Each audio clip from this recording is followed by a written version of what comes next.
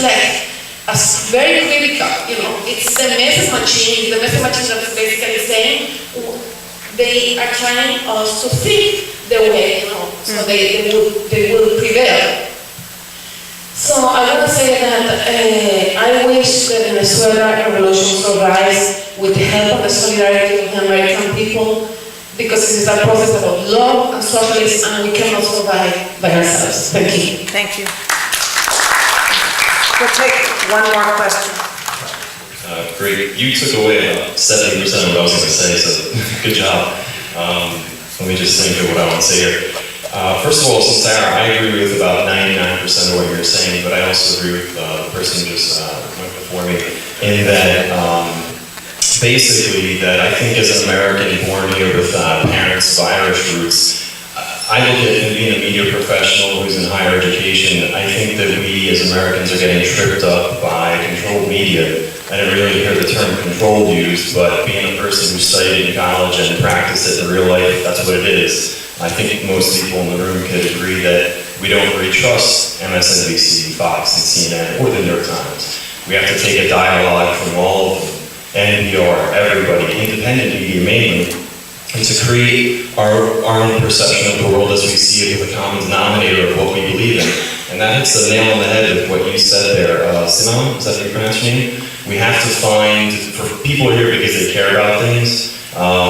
We're here because we know things are wrong. We know there's a big disparity between rich and poor. 60 Minutes just did a piece on that 1 in 4 children in America are going to be living in poverty within the next 2 years. So things are not right, something's wrong. How do we fix it? I don't believe personally that we fix it by tagging on to, the term communist, and I don't know enough about communism to really give it an educated opinion on it, but I know that it will marginalize the movement. That's not to say that you're not extremely well spoken, and I believe with everything that you said, because what the U.S. is doing around the world is not good. And to speak out about it as a higher education administrator, it could get you fired, and I agree with what you're saying. So the question is, how do we get to that point where we can build a movement and really move forward in a short amount of time? Because the forces that are working against a unified movement are great and many, and the way we find that out is by just looking around and seeing if there's only maybe less than 200 people here, and this is a great panel, I'd love to do this twice a month, and how do we do that? How do we grow it from 200 to 2,000 within the next couple of months? And my feeling is by dropping, this is no offense to the young lady in the middle, but the left and right, a lot of people got hoodwinked by Barack Obama. I knew he was a used car salesman, just, thrown in there by Wall Street, that's my feeling. But it's just, and I was a Democrat, I'm an independent now. We are too locked in bucket terms and slangs, and the way I think we get out of it is by getting behind common denominators. We have to sit down and figure out what are they, and stop just putting everything in a bucket of left, right, center, because we're people, and that is what is marginalizing us. That's my opinion on it. But thanks for putting this all together. Thank you. And I do want to get closing comments from the participants, because I think part of our thinking here was, again, we weren't going to we didn't have the answers to all the questions, but we would put ourselves in a situation of finding new questions and getting some substantive analysis. And I do appreciate what everybody brought from all your different perspectives. Just a comment from me, the situation is not so simple.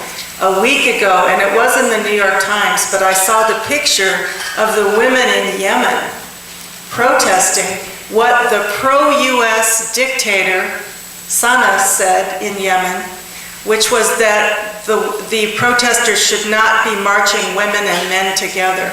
And so you had these Muslim women in complete veils, completely covered, who were protesting the pro-US dictator on the basis of that and marching in the front of the uprising. Another point, and this should not be lost on anybody, is that a lot of the Muslims in this country who are now sitting in the SMUs in prison were not part of any political Muslim organization. They have been rounded up since 9/11 on the basis purely of the country they came from. And this is, one of the crying outrages of the Bush regime, which is being continued under Obama. So we are in a complicated situation where we're looking at all of this and trying to figure out how do we get to the people and speak to them to take action against what is being done in their name. So I'll leave it to the five of you. Well, I always believe in the power of people, and I think despite the differences here on the panel, and multiply that by probably 100 times or more, this is what represents population. But the fact of the matter, at the end of the day, is really our belief in the individual in order to change the status quo. And unless we believe in each other, there is absolutely nothing will change, and all what we have at the end of the day pointing fingers at each other. That's it. I also want to say, I think this panel has been really important, and I agree with all the differences, the common concern for humanity, and actually the going there, because people don't do that enough, to explore the differences that people do need to thrash out and understand. So and learn from each other in that process. I think it's extremely important. What I want to leave people with is, I think we here have a tremendous responsibility. Actually, people around the world have a responsibility, but we here have a responsibility to go further in trying to understand. The last person said, well, I agree with a lot of what you said, but I don't like that word communism. It's been demonized, okay? People have a responsibility to get to the truth of that, to learn about it, to engage it, and to find out if what I'm saying is true, that there is a way out of this, that there's a leader who has developed, building on the struggles that have come before and the accomplishments of previous revolutions, but actually going further, including rupturing with shortcomings and learning from the criticisms that have been made, a way out of the nightmare in which humanity is trapped. You have a responsibility to learn about it, to engage with it, and to help open up space for that to go further. We have that responsibility here, and I want to say something else, because I think, look, humanity has struggled so many times, and masses, millions of people in every corner of the globe against oppression. And they have risen up and overthrown regimes, they have risen up and been defeated, but where they have broken through to actually taste real emancipation has been very rare and very few and far between. It's happened twice in the 20th century, in the Soviet Union, before that was reversed, and in China, before that was reversed. There's a lot at stake in whether and how far these revolutions go, and we have to, this is why we have to be grappling with the way out in its full program.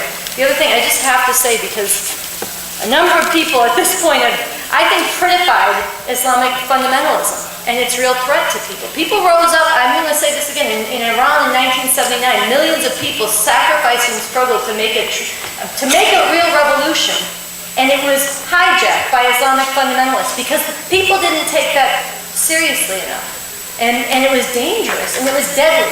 And the burqa, look, when people rise up, somebody said in rural places, sometimes it seems backwards, it looks backwards. Look, the burqa is backwards.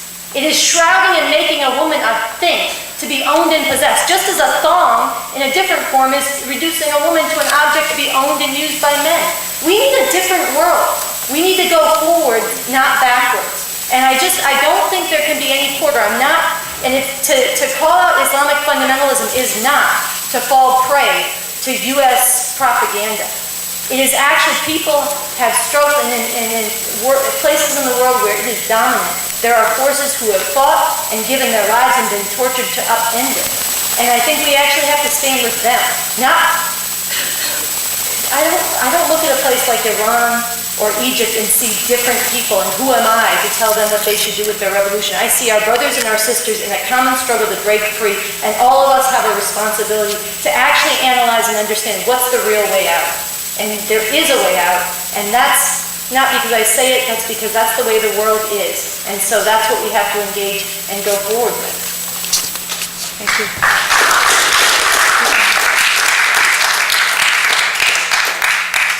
I just want to say that I hope I'm not here in 20 years engaging in the same platitudes and the same discussion about as an activist. And I mean that sincerely, really. That fetishizing the same problem of imperialism, capital, I want to say that I want to reassert that the left is as much a part of capitalism as imperialism is, and that's why it's so hard for us to figure out what's going on, and it's also very touchy.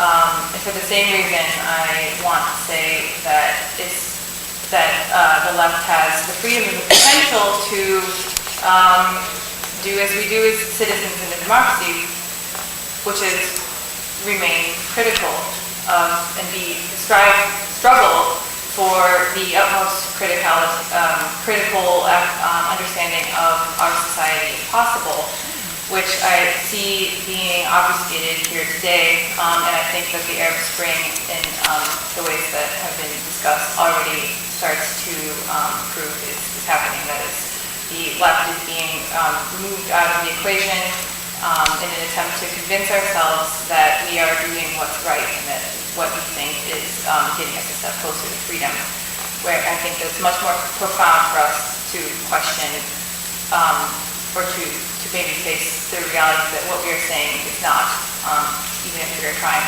And I think that means all the more that we should try to struggle for freedom. Thank you. I basically agree with what was said before. I would just want to reiterate it, actually. I absolutely agree that we have to have a responsibility to learn and find out what is true. Except that I would say that I think this applies also to finding out what's going on in Venezuela, because I do find there's a lot more misinformation than I realized. The other thing is also I agree we have to be critical, and absolutely we have to be very critical and self-critical, and we also have to be critical in terms of our understanding and not to blindly support something without first understanding it. Absolutely. But I think we also have to be clear on what side we're on. I think there's a lot of confusion where one thinks as soon as there's something to criticize, we have to be against it. And that is a real serious problem for the left. And I mentioned in my talk earlier that we need unity. I think that's one of the biggest hindrances towards unity, is that as soon as there's the slightest problem, slightest reason to be critical, slightest critique, we're all of a sudden totally against it.